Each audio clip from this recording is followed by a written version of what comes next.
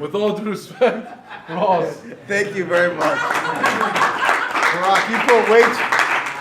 Barack, you put way too much thought into that. I'm really impressed. 2 minutes.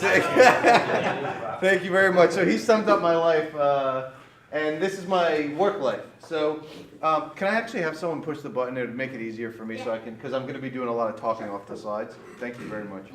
So going back real quick, my back one slide. This was basically my job for a year while I was practicing law. The past year, I took the building on the top left, which was basically a dilapidated building, ripped everything out, and then put this up, which we're in right now. It's our new office, 4,000 square feet, and I'm very happy with it. So that's where you'll come visit me if, God forbid you're in an accident. It has an amazing security system. Yeah, and it has a wonderful ADT security system. New building, after new building comes new firm. So I went into that building as law office of Ross Abramowitz, and now, as you guys know, based on my previous slide, we're now the injury firm, Gallagher Abramowitz, PA. We've merged, we're double our size, we're now a firm of 5 attorneys and 13 support staff and growing every day. So at least you know that if there's any kind of situation with any case, we can handle it with the staff that we have. Moving on. Okay, so cases I handle. As it said on my last slide, I handle auto accidents, slip, trip and falls, boating accidents, personal watercraft. We've had a lot of cases with, as you guys know, those wave runners down here. A lot of people rent them and don't know how to use them. Defective products and wrongful death cases. Moving on to the next slide. It's the beginning. It all starts with, and here are different examples of accidents. We obviously have car accidents, slip and falls. The bottom picture shows a trip and fall, and then the boat picture on the, I guess it would be your left side, shows a boating accident. So now getting into the elements we must prove for all of these different trip and falls, slip and falls, and car accidents. First thing is liability. We have to show that the person that caused this was negligent. They were at fault for that. The second part of an element to the case is causation. We have to show that the fault or the negligence caused the injury. And the third part, and the part that really affects your life, is the damages. We have to show that you are harmed as part of the causation of that accident. Moving on to the next slide. Okay, the first part that we just talked about, liability. Liability essentially means fault. What's important in this statement here, you don't have to read the whole thing, Florida is a pure comparative negligence state. That works to our favor. Why does that work to our favor? That means that you are allowed to pursue a claim even if you are found 99% at fault. That means 1% at fault for the other person, you're still allowed to pursue a claim. Other states have 50-50 or other caps where you can't pursue that. Example 1, rear-end collision, rear-end driver should be found 100% at fault. The front driver gets 100% of the damages. Example 2, slip and fall, jury finds that you should have seen the condition. Example would be a parking block that's on the ground. Jury can find you 50% at fault. You should have seen it, but maybe the parking block was painted the wrong color and put in the wrong place. So they are also found 50%. Moving on. Causation, the second element that we mentioned briefly. Not only must you prove fault, but you have to prove that the accident or the incident actually caused the injuries. The doctor must testify that fact within a reasonable degree of medical probability. And that's why it's so important to go to the doctor immediately after whatever accident you're actually suffering from, whether it be the slip and fall, trip and fall, or car accident, so they can prove that probability.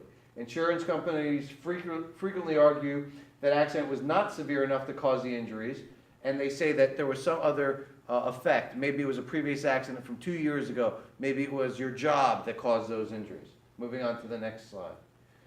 Damages. We spoke about, this is the third one and the one that affects you personally. Florida law recognizes a number of damages, including past medical expenses, past pain and suffering, future medical expenses, future pain and suffering, mental anguish, loss of income, and loss of future earnings. Those all go into the jury making a decision of what they should give you at the end of the case. So some questions that I'm going to answer real quick, and I know I probably have about 5 minutes left. How much is my claim worth? How long will my case take? What type of doctor should I see? Who pays my medical bills? And will my auto insurance rates go up? I hear these cases or these questions every day. So now let's move on. We'll answer question by question. Most common answer is it depends. To every one of those questions, that's the answer. Moving on to the first one. How much is my case worth? So we look, any attorney who answers this question, and this is a good point. If you walk into an attorney's office, another personal injury attorney, because you're not using me, maybe you had a bad day and you realized that that was a mistake. But anyway, you go in their office and they tell you, well, your case is worth X amount of dollars, they're lying to you. No one can ever tell you what your case is worth until the end of the case when you agree on a number, okay? An accurate evaluation requires a lot of information, typically unavailable until months after the accident. So keep that in mind if you have any family member or yourself that goes somewhere else, in another state, in Florida, wherever they go, just keep that in mind. And on the bottom, I show you factors that determine things. A lot of it involves your treatment, therapy, injections, surgery, the amount of outstanding medical bills, liability. Those are all things that involve what goes into how much your case is worth. How long will my case take? Again, we can't answer that question. Why can't we answer that question? Because there's a bunch of things that goes into it. One of the main things that goes into that is the extent of your injuries. If you have serious injuries and you need to treat for a year or you need to go get surgery, well, we have to wait till all of that is done because we'd be doing you a disservice if we go and settle your case halfway through your treatment and then something else pops up that's more serious that now we can't go back and get money for. So that's the most important part of what will take or decide how long the case takes. What type of doctor should I see? Well, obviously always Barack, but we can also talk about some other doctors. It depends on the type of injury. Obviously, if you're in a rear-end car accident, you have back and neck pain, or you trip and fall, and you have a contusion to your head and a broken kneecap, that's going to take two different doctors. So we look at PCPs, your primary care physician, orthopedists, chiropractors like Barack, pain management doctors, and neurologists. All of those different things play into the factors of different cases, and I deal with all of those doctors on a daily basis based on the different cases that I handle. Who pays my medical bills? Interesting question. Auto cases, we just talked about it, both of us talked about it, that on an auto case, at least for the first $10,000, the auto insurance company will pay your medical bills, okay? There are some caveats that I list here, but for the most part, that's the rule. Other cases, so we look at slip and falls. Slip and falls and trip and falls, most of the time you're going to treat on your health insurance if you have health insurance. If you do not have health insurance, it's either a cash situation or we go to a letter of protection. A letter of protection is an important, vehicle on the cases that do not have, any case that's not a car accident. Why is it important? Because a lot of doctors will sign this letter of protection and agree to take a settlement at the end of the case. So we can use those medical bills to get you a settlement, and then we can negotiate those medical bills with the doctors to make sure that we pay them back, but still get the most money in your pocket. Will my auto insurance rates go up? Not surprisingly, as I stated before, to all the answers to all those questions, it depends. Why does it depend? Well, the statute's pretty clear. It says, unless the insurer's file contains information for which the insurer in good faith determines that the insured was substantially at fault in the accident, your rate should not go up. Unfortunately, that is not the reality of the environment we're in today. The insurance companies I've seen on multiple occasions find my client who was rear-ended at fault somehow, some way, and drop them from their insurance. I can't then go back and say, oh, please put them back on, you're wrong. It just happens that way.